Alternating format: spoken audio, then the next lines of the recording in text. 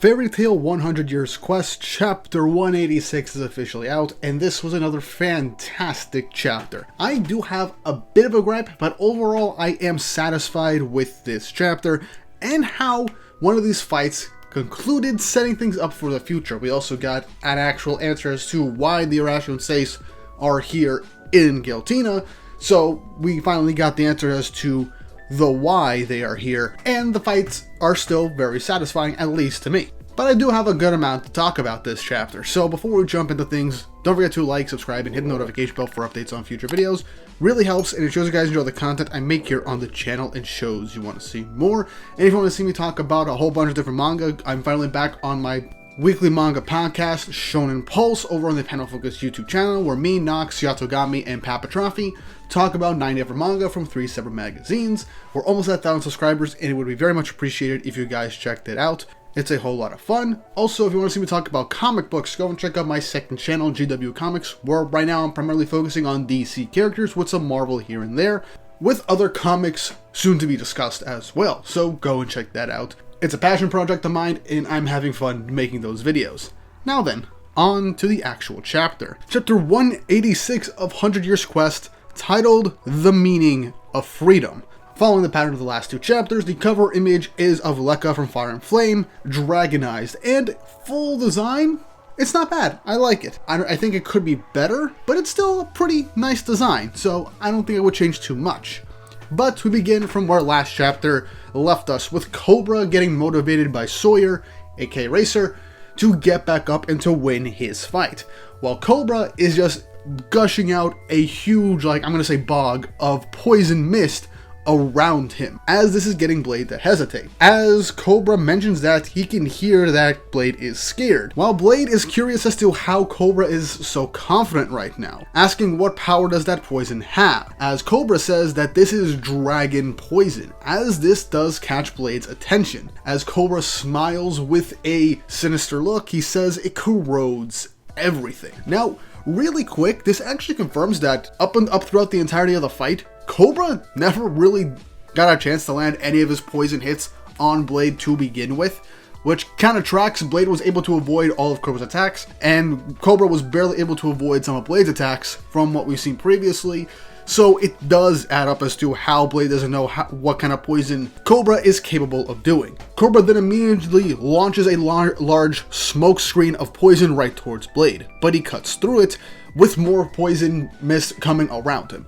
He cuts right through it, dispersing the poison. But this is just what Cobra wanted, because now the corrosive power of his poison is stuck on his sword, as it's wearing it down every single second.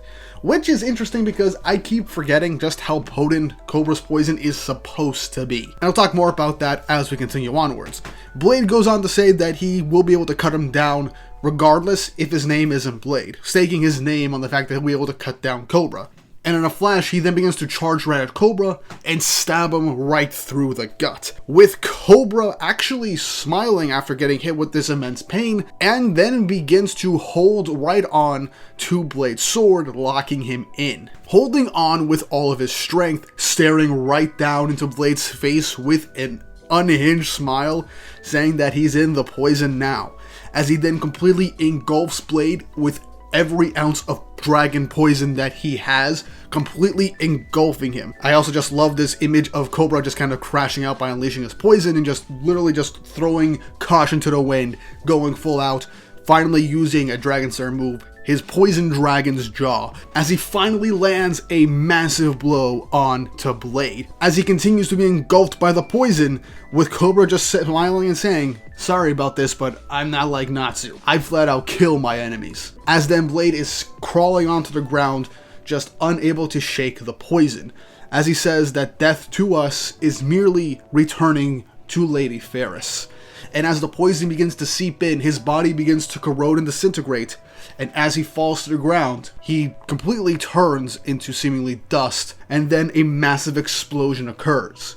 And as the dust settles, we see nothing but a book that says Blade, but the book then disintegrates once more, with Cobra asking, "What are these guys?" Before I continue with the chapter, let me just say, this is probably the first time in a long time that any anime character whose poison legitimately is their main ability and specialty, actively kills an opponent in a one-on-one fight. For those of you that don't know, this is actually a rarity in a lot of battle shonen, because every single time when somebody is poisoned, they are either given an antidote in the nick of time, or they're just barely clinging on to life to be brought to a healer or a hospital to save their lives at the end of the day from a touch or go from the poison. This is the first time not only Cobra's poison worked, but an actual poison character flat out killed their enemy in the exact same fight. So, already major props to Cobra. Now, I know I'm gonna get complaints about Cobra, like, beating Blade, but the circumstances make a hell of a lot of sense. Cobra engulfed him with as much poison, dragon poison, as he could. And dragons are at the top of the verse. He's a dragon slayer. It's meant to kill dragons. And it corrodes practically everything with that vast amount. He gave every last ounce of his poison onto Blade all at once. So it makes sense for him to be constantly corroded down to the bone by his poison. So I think Cobra managing to actually do this point blank too, while getting himself brutally injured in the process, makes sense and was a good way for him to win his fight. And so that I will give props to. The Oracion Seis actually legitimately won one fight, while seemingly the other three have lost theirs. So at least they got one win off of this, and I do think it is a legitimate win. We then cut back to Racer and Bird as they're continuing their fight, as Bird is bringing up the fact that Brain, or I should say Zero, used to essentially be their leader. And even Racer says that, yeah, we were a part of a team, and he even thought of him as a father at one point. But he never thought he would sell his soul to a demon. You sure about that, Racer? Brain was kind of a messed up guy. But Racer then manages to kick Bird off to the side as the two of them get their footing once more. Bird goes up and says, half your flock came bad, but mine took out 3 of yours. As he says, wanna take a look around yourself, with Bird giving a sinister grin. As we get a flash to Sorano, Richard, and Meredy as they were all taken out. Meredy's still in the gate. I do think Meredy will find a way to get out of the gate, but still. But Sawyer now finally seeing the situation, yeah, Cobra won his fight, but the other 3 seemingly lost theirs full-heartedly. Bird then headbutts Racer as he says, what did you nobodies come here for anyway? And as Racer is being knocked back, we actually get a flashback to seemingly Racer in a village just chilling and relaxing, as he's getting a call from Meredy due to the magic link that she has with the rest of the Seis. As Meredy ends up telling them that Zero's magic has been detected on the northern continent, which shocks everybody around, as Meredy says that she's going up there to take a look and wonders if anybody else will go. Also, Racer is with Richard, so that's pretty interesting. Sorano doesn't really want to go, and the rest of the Seis don't really want to do anything right now except, well, stay doing what they're doing. They kind of earned their freedom, and Racer even tells Meredy that even though it's Master Zero, Meredy's not really involved or has anything to do with Zero at this point, so why does she care? But Meredy ends up talking about Ultir and how she was like a mother to her, and that she seems to be involved somehow. This is curious. Either Ultir managed to figure out about Zero, or something's up with Ultir here in Giltina, and something is definitely up with Ultir motivating Meredy to get involved in the plot. Now, the last time we saw of Ultir was when Jalal was fighting one of the God Seeds of Alderaan, and kind of technical frozen time helped Jalal work through some of his stuff so that he could beat the God Seed that he was fighting at that point. Me personally, I kind of find that to be kind of a Deus Ex Machina for Jalal's fight in that arc, but I'm fine with it because we got to see Ultir again. But this is interesting dialogue to wonder about.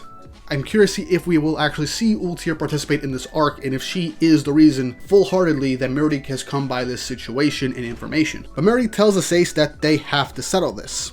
But Racer says, what's the point in us going? I'm done fighting, I can finally run free now. Meredy kind of looks down with a bit of dismay, but after that, Macbeth of all people, Midnight, says, are we really free? Jalal and Meredy are still fighting as members of Crime Sorcier, same with Fairy Tail. Maybe freedom means having the will to keep on fighting. As we cut back from the flashback with Racer landing one more blow on Bird.